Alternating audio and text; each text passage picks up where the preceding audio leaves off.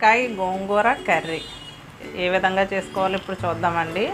దానికి కావలసిన పదార్థాలు: పావు కిలో వంకాయలు ఇలా ముక్కలు కట్ చేసి పెట్టుకున్నానండి. ఈ విధంగా ఒక మీడియం సైజు ఉల్లిపాయ ఇలా సన్నగా తరిగి పెట్టుకున్నాను. 3 పచ్చిమిర్చి చీలికలు, కారం, సాల్ట్, ఇది ఉడకబెట్టి పెట్టుకున్న గోంగూర, ఒక మీడియం సైజు టమాటో, తాలింపు కోసం తాలింపు సరుకులు, ధనియాల పొడి. ఇప్పుడు ఈ కర్రీని ఏ విధంగా చేసుకోవాలో చూద్దామండి. ముందుగా స్టవ్ వెలిగించుకుని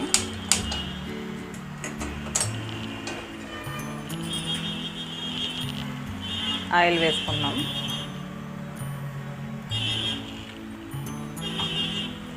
ఒక 4 స్పూన్స్ ఆయిల్ వేసుకున్నానండి. ఆయిల్ వేడెక్కిన తర్వాత ఇందులో ఒక 5-6 వెల్లుల్లి రెబ్బలు చితక్కొట్టుకుని పచ్చగా వేసుకోవాలండి. కొంచెంగా పచ్చిశనగపప్పు,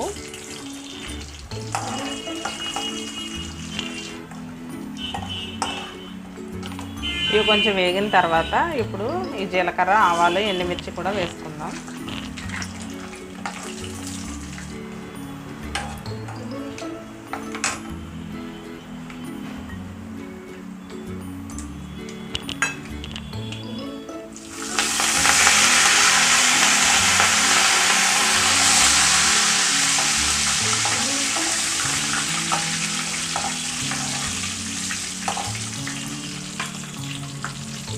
తాలింపు వేగింది కదండి. ఇప్పుడు సన్నగా తరిగి పెట్టుకున్న ఒక మీడియం సైజ్ ఆనియన్ కూడా ఇందులో వేసుకుందాం.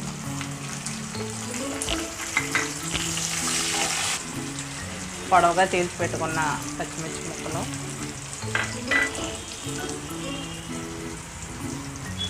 కొంచెంగా పసుపు,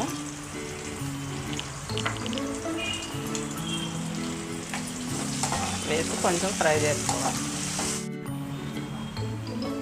ఆనియన్స్ కొంచెం ఫ్రై అయినాయి కదండి. ఇప్పుడు కట్ చేసి పెట్టుకున్న టమాటా ముక్కలు కూడా వేసుకుందాం.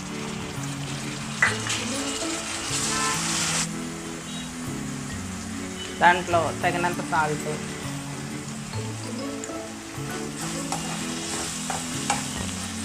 వేసుకొని సేపు టమాటా ముక్కలు మగ్గించుకుందామండి. టమాటా కొంచెం మగ్గిన తర్వాత ఇప్పుడు కట్ చేసి పెట్టుకున్న వంకాయ ముక్కలు కూడా వేసుకుందాం.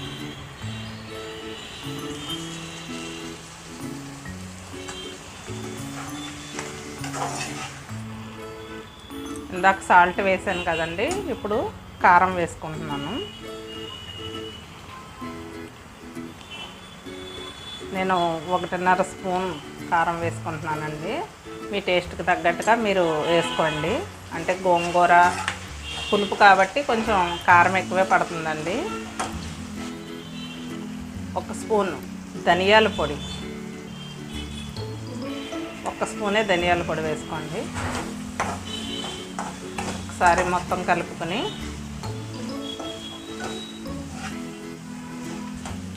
అంటే వంకాయ గోంగూరలో కనిపించాలని చెప్పి ఇలా పెద్ద ముక్కగా కట్ చేశానండి.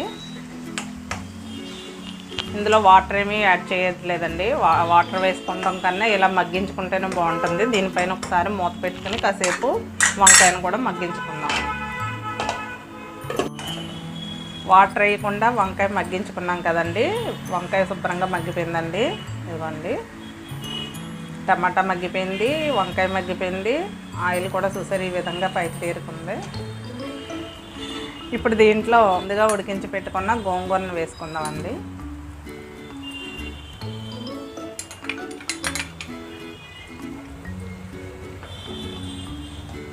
గోంగూర వేసుకుని ఒకసారి దీన్ని మొత్తం కలుపుకోవాలి.